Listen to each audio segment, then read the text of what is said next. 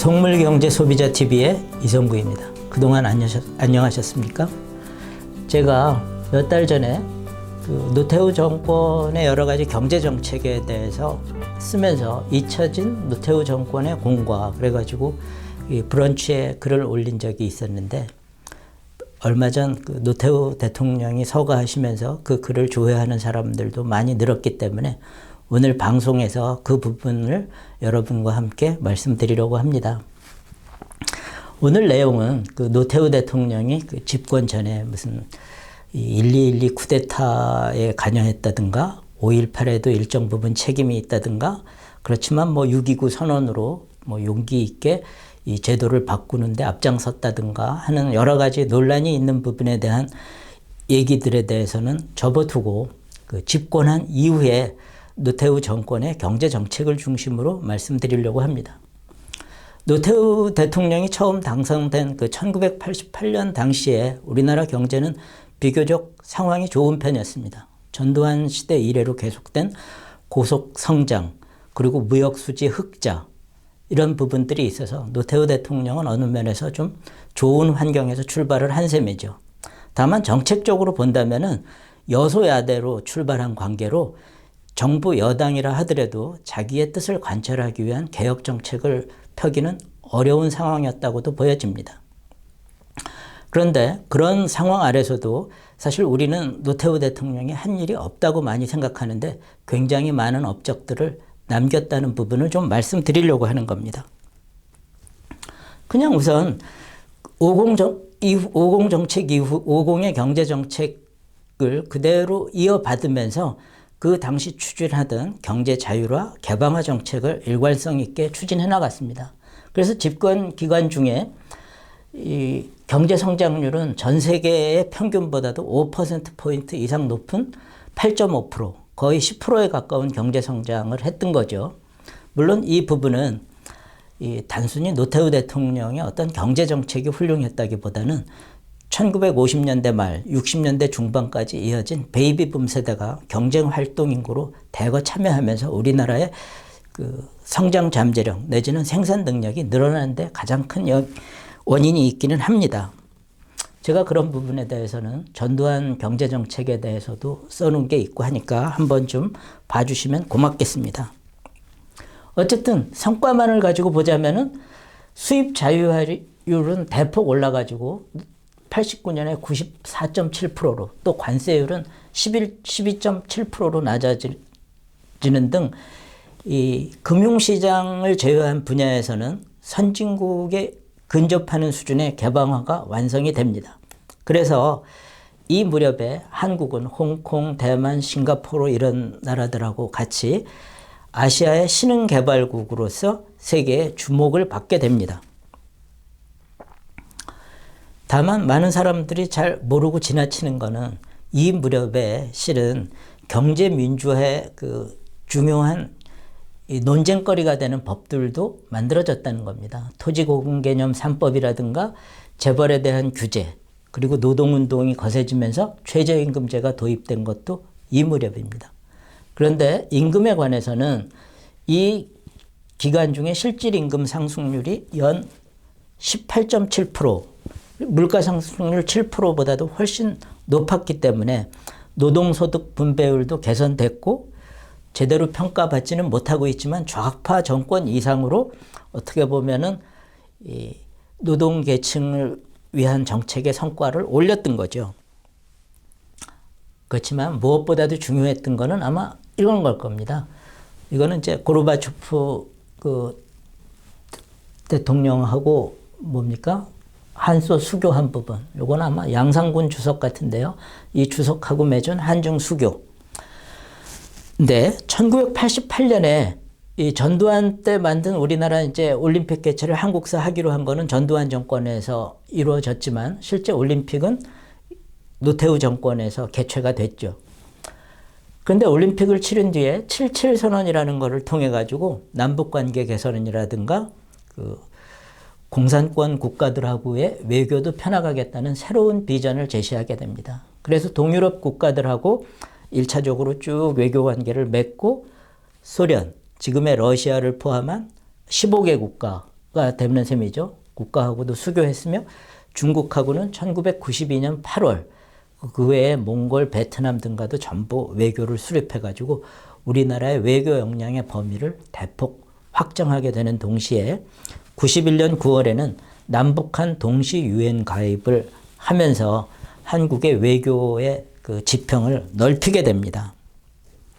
뭐 이런 건 여담이지만 좀 아쉬운 거는 중국하고 외교를 하면서 대만을 일방적으로 외면해가지고 사실 대만이 갖고 있던 재산들이 전부 다 중국으로 넘어가는 거죠.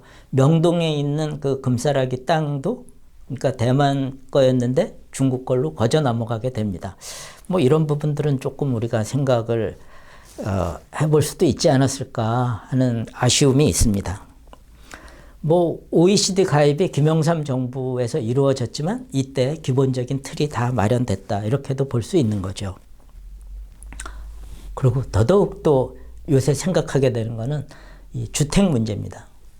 문재인 정부에 들어가서 주택 가격이 뭐 엄청 폭등하고 문재인 정부 스스로 부동산 정책에서는 실패했다 이렇게 얘기하는데 실은 노태우 대통령 때도 그럴 수 있었던 겁니다. 왜 그러냐면은 전두환 7년 그리고 노태우 5년간에 한 10년 이상에 걸쳐가지고 경제 성장률이 거의 매년 10%에 가까웠거든요. 그럼 그 소득이 엄청 오른 건데 그런 소득이 올라가게 되면 당연히 주거 부분에 대한 수요도 폭발적으로 늘어나게 됩니다.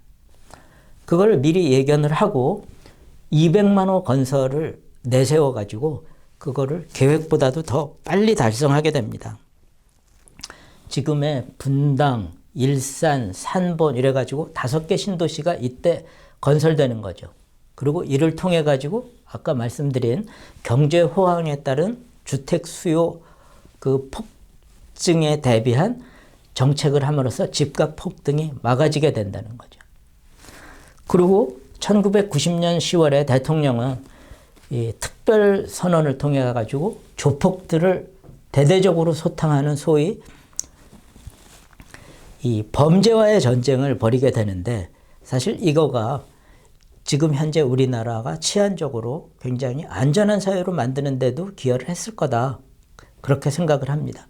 어떻게 보면 문재인 정부가 부동산 주택에 대한 제대로 정책은 세우지 않고 겨우 투기와의 전쟁을 하면서 국민을 괴롭힌 거하고는 너무 대조되는 부분입니다. 어쨌든 저는 그 노태우 대통령의 업적에 대해서 많은 사람들이 제대로 평가하지 않고 있다. 그러니까 북방 외교와 같이 시대를 앞선 안목을 보여줬고 주택 200만 호 공급을 통해 가지고 이 부동산 문제를 예방한 면도 있고 또 그 완성은 다음번 정부에 넘겨졌지만 고속철도의 건설, 지금 우리가 굉장히 잘 혜택을 받고 있는 고속철도 건설이라든가 인천국제공항 건설 이런 것들이 전부 이 시기에 됐던 겁니다. 그리고 한때 경제민주화의 경제의 화두가 됐던 경제민주화 관련 제도들도 이때 도입됐던 거죠. 요거는 이제 고속철도 기공식 사진, 요거는 신공항, 영종도라든지 지금의 인천국제공항이죠. 전부 노태우 대통령이 이제 그 기공식에 참석하고 있습니다. 그러니까 물 대통령, 뭐 소신 없는 대통령, 그리고 업적 별로 없는 것처럼 생각하지만 엄청난 구호를 외치면서 국민들을 이 괴롭힌 다른 정부보다 훨씬 더 큰 업적을 낸 부분이 있다 하는 거를 우리가 좀 평가해 줘야 되지 않느냐 그런 겁니다. 물론 그런 업적에도 불구하고 퇴임 밝혀진 그 엄청난 비자금 사건으로 해가지고 노태우 정권에 대한 평가는 대단히 인색합니다. 집권 기간 중에 한 4천억에 가까운 그 비자금을 모았는데 나중에 그 노태우 대통령은 그 부분이 과거의 관행인데 자기가 그런 부분을 개선하지 못한 거에 대해서 책임을 느낀다. 그러면서 그래도 좀 감동적인 얘기를 했습니다.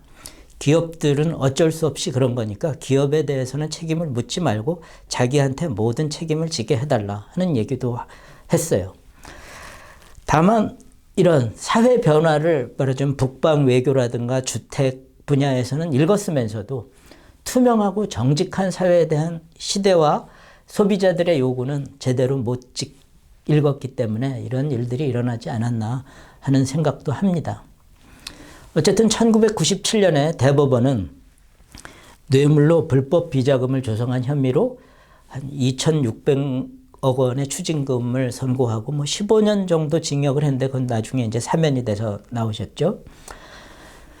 당시 이제 계좌 잔액도 있었기 때문에 이 미납된 추징금 부분은 16년 뒤인 2013년에 모두 납부를 했습니다. 그나마 법을 지키려고 노력한 결과로 평가해야 될까요? 네. 사람마다 물론 평가는 모두 다를 수 있겠습니다만 오늘 이 노태우 대통령의 서거의 즈음에서 삼가 조의를 품면서 그분의 업적에 대해서도 한번 다시 생각해 볼 기회를 갖고자 말씀드렸습니다. 그럼 경청해 주셔서 감사드리고 구독과 좋아요 부탁드립니다. 고맙습니다.